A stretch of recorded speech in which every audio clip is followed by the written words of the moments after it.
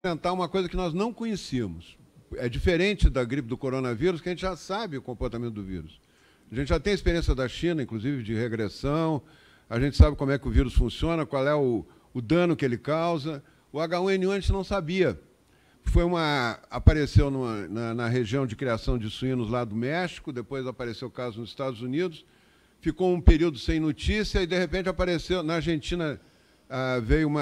Teve uma epidemia não revelada, porque a presidente Cristina Kirchner não queria perder as eleições, era um ano eleitoral, não nos avisou, e começou a entrar gente doente pela fronteira do Rio Grande do Sul. E foi uma epidemia que chegou a 6 mil pessoas diagnosticadas, né? Depois teve em torno de 300 óbitos, foi letal, bem letal, né? Não foi uma epidemia pequena, né, em termos de letalidade. E depois do inquérito sorológico que foi feito, se estimou que mais de 2,5 milhões de pessoas foram infectadas, né, depois que terminou a epidemia, né. Então, eu queria começar falando isso, né, presidente? Nós estamos diante de todas as epidemias virais, elas começam e terminam, começam a subir, porque o número de pessoas infectadas vai aumentando, e terminam, quando não tem vacina e não tem tratamento, elas terminam porque o número de pessoas infectadas aumentou tanto que a contágio não progride mais. E a grande maioria dessas pessoas não são assintomáticas, elas não têm... É bem provável que antes até desse início do coronavírus já tinha gente aqui, porque o pessoal estava viajando para Wuhan. Eu mesmo fui a Wuhan, na China, em outubro. Como ministro, eu tinha os Jogos Mundiais Militares, eu fui lá assistir os Jogos Mundiais Militares. Né? Então, muita gente foi e voltou, é um centro econômico importante da China, e já devia estar circulando o vírus, só que de forma assintomática. De repente, quando ele começa com muitos casos, porque casos que estavam assintomáticos, em 5 dias viram sintomáticos, né? Mas já vão transmitindo naqueles 5 dias. Então, tem uma história natural da epidemia que é incontrolável, não tem como controlar, né? E eu acho que assim, o controle que pode se fazer, pode-se fazer algum tipo de controle, mas ele é limitado, né? Eu comparo com H1N1 porque são 2 epidemias virais, são 2 epidemias que acontecem de forma pandêmica, né? E que dá para comparar em termos do fato de ser vírus, não do tipo de dano que causa, né? Eu acho que a coisa que mais me preocupa nisso aí, presidente, é o pânico que tenta se colocar a população. É muito fácil disseminar o pânico, né, na população durante uma epidemia. Muito fácil.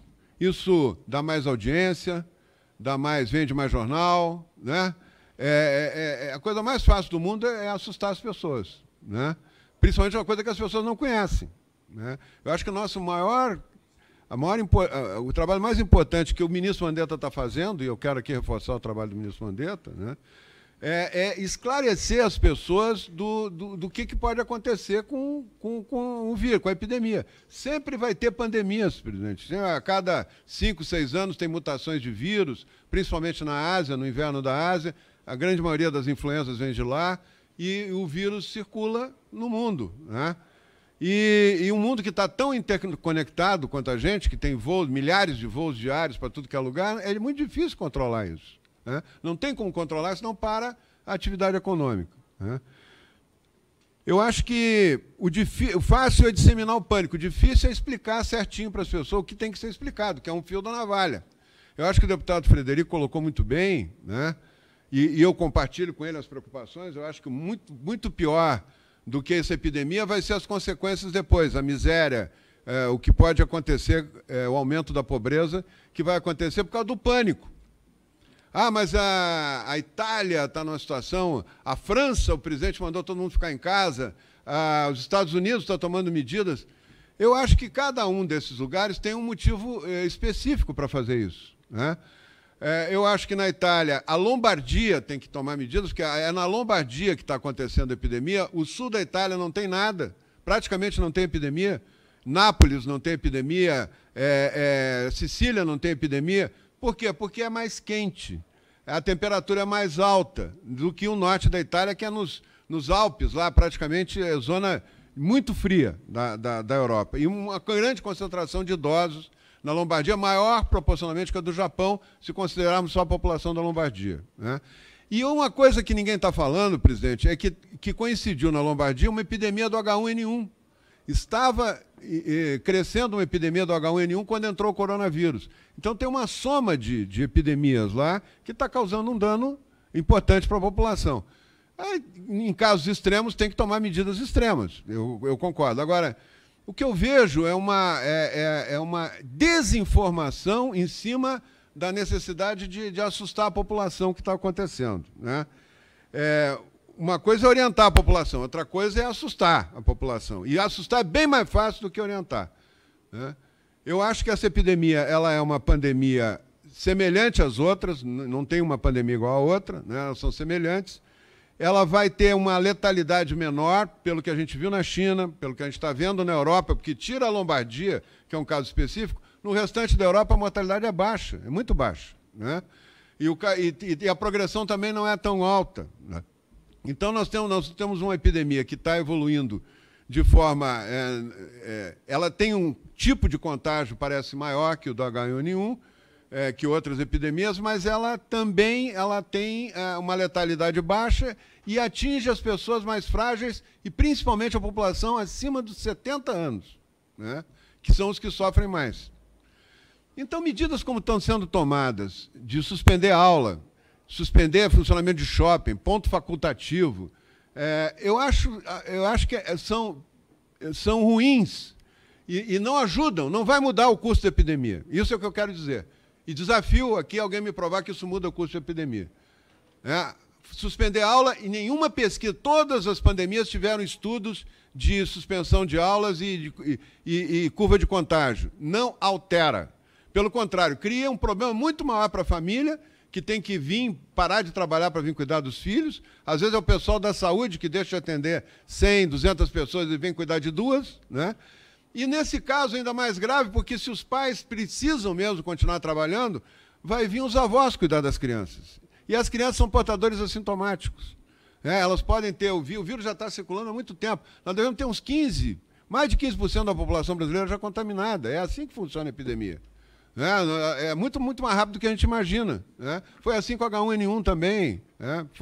Em algumas regiões vai ter mais, outras vai ter menos, porque a circulação do vírus é maior número do que nas outras.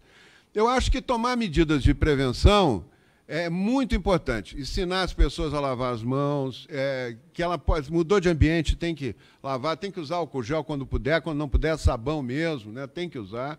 Ela, tendo qualquer sinal de infecção, tem que se recolher, ficar isolada, e eu sou a favor que a família fique em quarentena junto com essa pessoa, quem ela tem mais contato, né? E são as medidas possíveis, né? Para evitar que haja um contágio maior naquela região. Mas ela vai progredir, ela tem uma curva, a epidemia de Wuhan, e a epidemia do H1N1 no Rio Grande do Sul, eu tenho a curva, ela é igual, a curva é igualzinha. Ela sobe em 6 semanas e desce em 6 semanas, 7 semanas, né?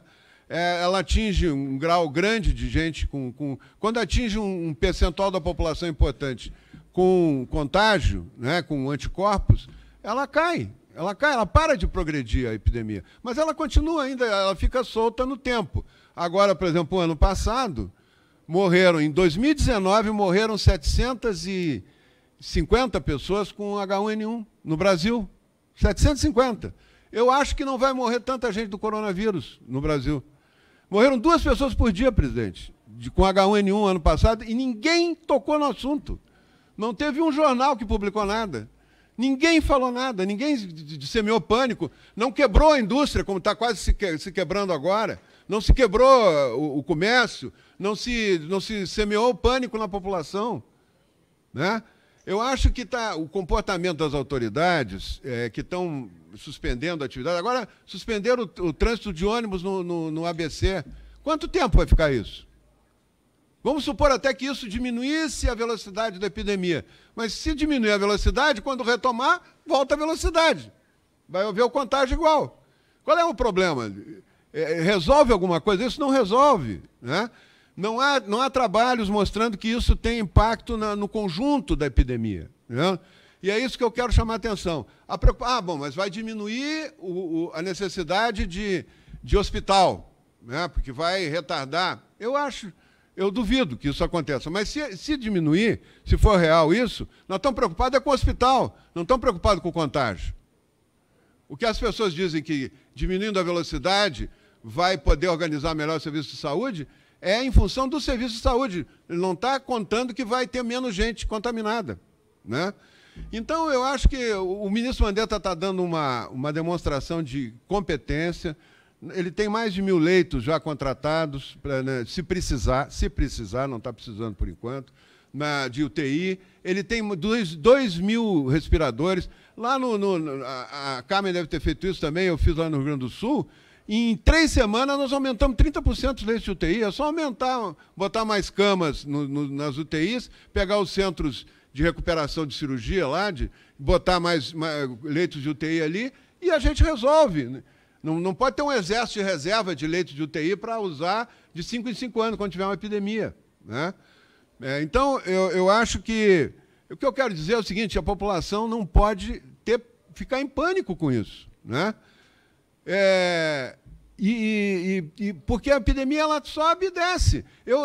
No período do Zika vírus, eu era presidente da Comissão de Saúde aqui da Câmara, e eu comecei a fazer a curva e fiquei em pânico. A curva do Zika era uma curva que em pouco tempo ia ter 30 mil crianças com microcefalia. E quando chegou ali 5 mil e pouca, pum, sumiu a epidemia, parou. Por quê? E não apareceu mais mulher grávida tendo criança com microcefalia. Por quê? Porque todas se contaminaram. Todas tinham anticorpos já para o vírus, né? O mosquito podia picar com o Zika vírus, que não adiantava mais nada. Então, presidente, eu quero só manifestar que eu acho que nós temos que, como o ministro Mandetta está sugerindo, concentrar na população de idosos. Eu acho que aí essa comissão podia ajudar, né? Podia ajudar, primeiro, orientando a família a não... os idosos vão ter que ter um período eles sim, não de quarentena, de ficar isolados, mas de ter contato com as crianças, com a família toda, contato afetivo ali, porque aquilo sim pode transmitir e eles são os mais vulneráveis.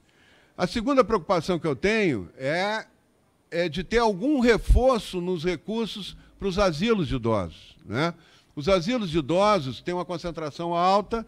A gente está vendo que os idosos que morrem têm mais de 70 anos, né? A imensa maioria está com mais de 70 anos. Aqui no Brasil morreu com 62, 63. Tem uma de 70, que parece que vai confirmar também. E eles vão...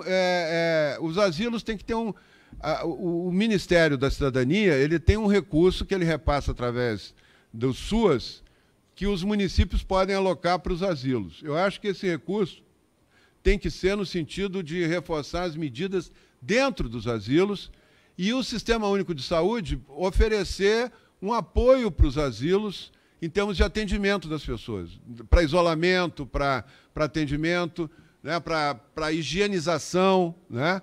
Eu acho que tem que ter um cuidado extra agora com os asilos de idosos, né? Eu acho que nós temos uma missão importante de não destruir a economia brasileira. Eu acho que o deputado Frederico colocou com muita clareza. As consequências do que está se fazendo hoje, esse alarmismo, porque pode achar... O gestor, ele toma a medida mais drástica possível, que é para parecer que ele está fazendo alguma coisa. Ele não tem base científica. Suspender a aula não tem nenhuma base científica. Nenhuma evidência científica que suspender a aula muda o curso da doença. E, no entanto, vários governadores estão suspendendo a aula por tempo indeterminado. Agora eu vi que tem risco de ficar shoppings fechados até o fim de abril. Isso não tem sentido. A atividade, imagina, fechar os shoppings, se fecha a atividade do comércio, que hoje se dá na maior parte das grandes cidades através dos shoppings. Isso diminui o consumo de produtos industriais, isso leva a desemprego, fechamento de indústrias, vai dar uma quebradeira no país por medidas exageradas, por medidas que não são ponderadas, não são equilibradas em relação ao controle da epidemia, né?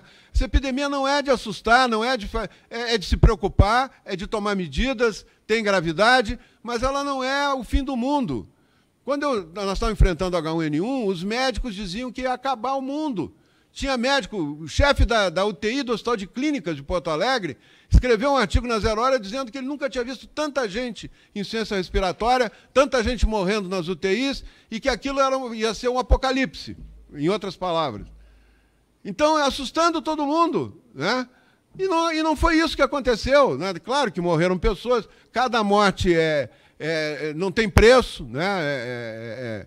É uma tragédia pessoal e para todo mundo, mas o curso das epidemias ele é universal, ele tem padrões, e nós temos que ter uma comissão científica em cada estado, em cada município. A maior dificuldade que eu tinha era convencer os prefeitos a voltar a abrir as escolas. Os prefeitos queriam mostrar para a população que eles estavam fazendo alguma coisa, então não podia abrir a escola. E todo mundo se prejudica com isso. Né? A atividade econômica toda vai para o espaço. Né? Nós estamos promovendo no Brasil, por falta de equilíbrio e falta de trabalhar em evidências científicas e explicar as coisas como tem que ser explicadas, a maior recessão vai ser muito maior que a recessão do período de Dilma, que vai acontecer agora. Porque o Brasil não tem como manter essas empresas. O ministro Paulo Guedes liberou 140 bilhões, isso vai ser fichinha, perto da necessidade que vai ter, com o desemprego em massa que vai ter, com as empresas grandes quebrando, né, e com os autônomos, que nós temos que ajudar também. A minha diarista lá veio falar comigo, disse, olha, todo mundo cancelou as visitas, agora eu só tenho... Aí eu aumentei mais uma por semana, eu tinha uma por semana, aumentei mais uma visita dela. Porque não tem como manter toda essa... Não vai ter arrecadação. A recessão vai derrubar a arrecadação também. Não vai ter arrecadação para manter isso. Então, e isso vai durar anos. O que nós estamos fazendo, os erros que nós estamos cometendo agora na condução vão causar recessão por anos, miséria, pobreza, subalimentação, que vai ter um dano muito maior que essa epidemia, né? Então, eu queria, presidente, falar que eu acho que a questão da informação, de ter comitês científicos, de propor comitês científicos para os governadores, para os prefeitos das grandes cidades, de propor cuidado especial com os asilos através do Sistema Único de Assistência Social, e talvez para as organizações também mas principalmente asilos, né, onde tem mais idosos, eu acho que nós temos que ter, e ter uma campanha de divulgação para isso.